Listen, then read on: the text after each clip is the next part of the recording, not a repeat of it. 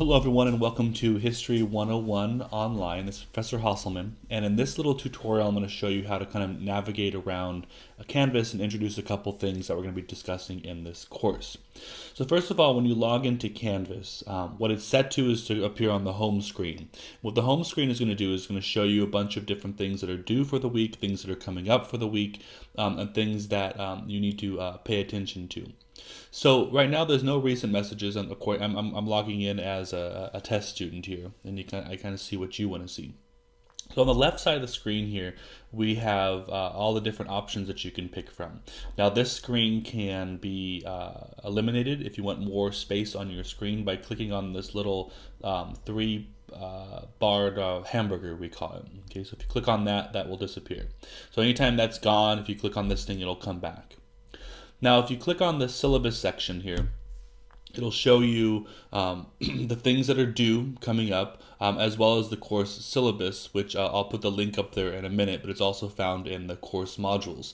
So these are all the things that are due next week. And as the weeks are opened, as I open each week, there'll be new things added to here. Now all the due dates and everything are also located in your syllabus, so if you want to keep track that way. But when things are due, you can click on them and do them directly from the syllabus section. Now, if there's any announcements that I've made, if you click on announcements, that will show up. And our first announcement that I made was welcome to the course announcement, where I mentioned some of the things that we're going to be talking about in the course, specifically the themes and the methods that we're going to be using in this course, as well as some of the stuff that is due this week, as well as a PDF to open up. I also mentioned in this introductory announcement that there are no textbooks required. They're all available online. So you don't have to buy a textbook. The textbook is available online for you to view. Now, the next most important part of this menu is the modules. Now, if you click on the modules, it'll show you what is available to you. So right now we have the Start Here module, which kind of introduces me, gives you the course syllabus, the outcomes, and the materials that are required, how to contact me, the participation policy, student support services, and then the student contract for all online students. Following that is I split up Unit 1 into two pieces. Unit 1.1 is on historical thinking skills and success skills. And then Unit 1.2 is our content, the Americas, Europe, and Africa before 1492. Now, in the first unit, 1.1, you have some reading on what it means to study history, what it means to read and think like a historian, as well as some chapters from a student success textbook for college skills. You're required to read through the time management, reading to learn, and studying chapters, and then there's some discussions to take part in as well, and sharing some of your strategies. I also have a section on setting goals, which is working through how to set proper goals for college. And then there's also in the Unit 1.2 section, the Pre-Colonial America, your first section of reading, an introductory discussion, as well as the Week 1 historical source or historical skills worksheet and the Unit 1 test. So let's take a look at some of these things, because this is kind of the basic pattern of this course. So each week the unit will open and you'll have this introductory section. So if you click on the Americas, Europe, and Africa, whichever one is open that week, you have an introduction on what you'll be reading this week. Okay, so this is on the Americas, Europe, and Africa before 1492. There's usually a little image that shows you some basic information, your learning objectives, what you'll be learning this week. And what I really suggest on this is maybe writing down these learning objectives and then answering them, because this will definitely help you on quizzes and tests in this course, and also on essays that you'll have to write. So for example, locate on a map the major American civilizations before the arrival of the Spanish. You get out a little map and put it in your notes and figure out where they are. Discuss the cultural achievements of these civilizations. Excuse me. What they did, list them, and just kind of answer all these. And you'll have anywhere from 8 to 12 different, maybe up to 15 different objectives that you're going to be going over. Right underneath that is the readings for the week. So if you click on, for example, Chapter 1, The Americas, Europe, and Africa before 1492, it'll open up a new link to a page. And this is the section, this is the first section that you read, the introductory section. And if you click on, so here's the textbook, we have over here on the left the contents, shows you all the different contents of the textbook. And it also will tell you where you are. So here we have our summary, which you can actually see, this is what we're going to be talking about in the chapter. And then you can click on the next page, and it'll give you the next section, and you just read through all the different sections of the textbook. There's also some links available as you read through the textbook, as well as at the very end of each section, and within each section, little primary sources that you will have to do some assignments in beginning in week number 2. So if you scroll down the very bottom of this page here, there's actually a nice little feature where you can have some review questions to kind of quiz you to see how well you understood the section, as well as a glossary that kind of defines some of the terms. So this is the textbook that you'll be reading in this course, and it's free and it's open as an open source textbook.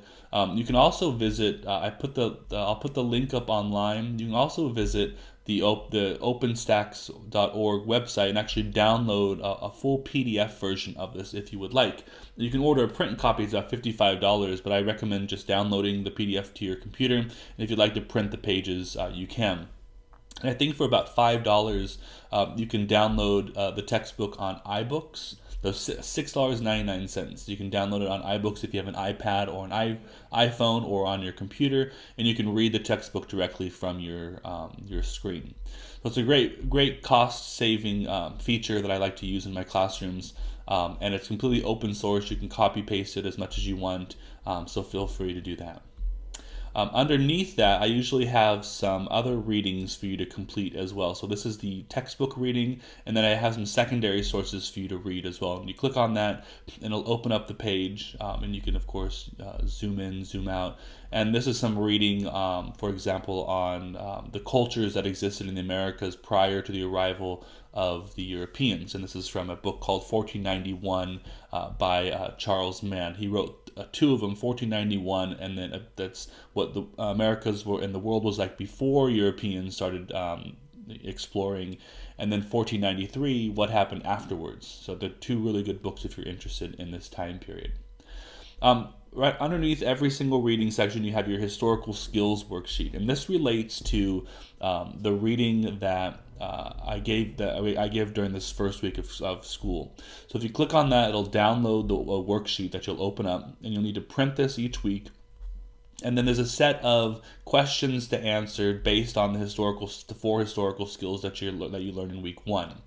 So what are the examples of historical causation, what changed and what stayed the same, etc., all these different things. And your task is to respond to these questions right here, kind of understand, kind of interact with the text and understand what each of these things is doing here. And this is based on both the textbook and the reading, the secondary source reading. When you're finished with that, you'll need to either take a picture of it or find a way to scan it and upload it as an assignment into the week's work. And this is usually due on the Tuesday of the week. So the modules will be open on Sunday. You'll have the weekend, Sunday and Monday, to do the reading, Tuesday to complete the historical skills worksheet, Thursday to complete your primary source questions, Friday to complete your discussion, and then also the quiz. And that's how the week is set up. But I think there might be some stuff on Saturday too. You have to check the syllabus. But that's how the week is set up. So you'll see this every week, and then you'll also see some videos and lectures. There's none for this week, but you'll see them for beginning on week 2. So that's how to navigate through the course. Now you can also find all the assignments by clicking on the assignments section, and whatever assignments are available for the week, you can view them that way. They have the due dates and when they're available. You can also look at the individual discussions. So this week, for example, we've got 4 discussions going on: the introduction, reading to learn, studying, and time management. So that way you can keep track of when you posted and when people have responded, and how many you've read and how many you have not read. The quizzes for that week, if you want to look here, we have a Unit 1 test that's due by January 13th. It's 20 questions based on all the reading for the week. And then if you click on your grades, it'll show you what is due for that week. So you can actually see week 1, week introductions, week 1 historical source worksheet, etc. And it shows you how many points it's out of and what your score is. Now, what's kind of interesting about Canvas is it allows you to kind of play around with your grades. So if you are one of those students that wants to know, well, what do I need to get on this thing in order to get a certain grade in a class? So you can actually click on all of these and you can put in whatever grades you have. So let's say these are the scores that you got on everything here. And you want to know, okay, so what do I need to get on the Unit 1 test in order to get a B in the class still? So you can click on this and you can say, okay, well, what if I got a C on that? It's going to keep me at a C. Okay, so what if I got 20 out of 20? That's going to keep me as a B. So you can play around with all these scores and you can kind of calculate what you want based on what those are. And then you can go ahead and click on this to reset them all. So it's kind of a fun way to interact with your grade and to see what you need in order to succeed in this class. Finally, there's the people section. And this gives you all the students that are in the classroom. And so this way you can actually contact everyone individually. If you want to click on their name, it'll give you their email, their information. You can contact them. And then we have a link to the library, and we have a link to the Library and Learning Center. So if you click on either of those and you open this in the new tab, it'll give you the Library and Learning Center website, which helps you find sources, helps you with research, connects you to a librarian. The wonderful thing about our library is that it's available by phone, by text, you can email, and you can also chat with librarians if it's online. It's not online yet. It won't be online probably until the first week of school. But if you have a question about research or about essays, you can chat with the librarian, and they're very responsive. They respond immediately, and they're really good at helping students find the things that they need. Now, a couple things about the syllabus before I let you go. So I'm going to go click on modules, and I'll put that link in that syllabus there for you. But if you click on the course syllabus in the Start Here module, you'll see a link to our course syllabus. If you click on this, it'll open up here, and you'll see the basic, run-of-the-mill information in the syllabus, where my office is. I'm located in Founders 120S. I hope to have Tuesday, Thursday office hours, which I'll announce those soon. The required text, of course, here's the link to the text. The learning outcomes, my philosophy, and why it's important to study history. And then course requirements, date information, your basic policies and procedures for the classroom, how to log into Canvas, disability services, campus safety, and my inclusive learning commitment. And then underneath that, you'll find a section on how to set goals, which is also located in the modules. And then the course calendar, week by week, what's due, what the topics we'll be discussing. And then if you notice here at the bottom of the page, I have this flexible due date section. So my due date policy, my late paper policy, is you may turn assignments in before or after the due date. So this includes assignments like writing assignments or journal entries or historical source worksheets. Okay, so if you turn those in early, you'll receive a 10% increase in the assignment grade. Late assignments will receive a 10% decrease per day in the assignment grade. So if you turn an assignment 5 days late, then that's 5 times 10% decrease, and your grade will be lowered. If you turn it in early, no matter how many days you turn in early, you will get some bonus points for turning it in early. Now this, of course, is a good way to get you to get things done and completed on time, and it's a nice way to earn some extra credit in the classroom. One last thing before I let you go. In the course modules, as you read through the different things, I have a section here on the introduction to the course. Now, we're going to be looking at this course. Of course, this is a U.S. history course, and you're going to be introduced to United States history from the colonial period to the Civil War. And we'll learn about all kinds of political, economic, and social changes. But the method we're going to be using in this course is critical race theory, in which we're going to be looking at history through the lens of the different races that existed in the United States between the Europeans that arrived, the Native Americans that were here before, African Americans, Mexican Americans, and we're looking at these different races as we study history. And then the major theme that we're going to be discussing in here is we're going to be discussing and understanding power and privilege in American history. In other words, how did different groups earn their power and privilege? How did they identify themselves? Which groups had less power? Which groups had more power? And this doesn't always have to do with race. It can also deal with socioeconomic standings or age or voting power and those different things. But of course, we're going to be looking mostly at critical race theory in this course. So a lot of this power and privilege is going to manifest itself in different racial groups in the United States. And this continues not only in History 101, but also in History 102 as well. And I have some basic definitions here on the bottom.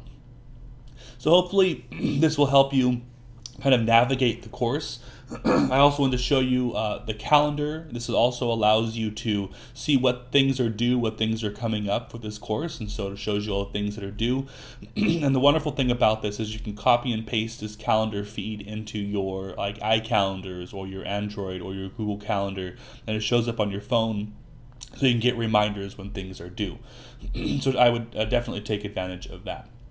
And if you also email, if you want to email me at any time, you click on the inbox. It doesn't show up on here because I'm using it as a test student.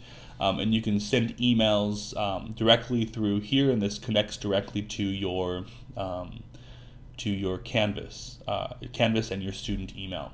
And if you would like to change your student profile on here, you can add pictures, you can add when you want to get notifications, or you can upload certain files or start putting together a portfolio online. You can click on test on your account and you can change that as well. So I'd like to welcome everyone to the class. I hope we have a wonderful semester, and I hope you learn a lot about American history during this time period from the colonial period until the Civil War, or Reconstruction after the Civil War. So don't forget to log in, get started, and if you have any questions, please email me immediately, and I look forward to working with you guys during the semester.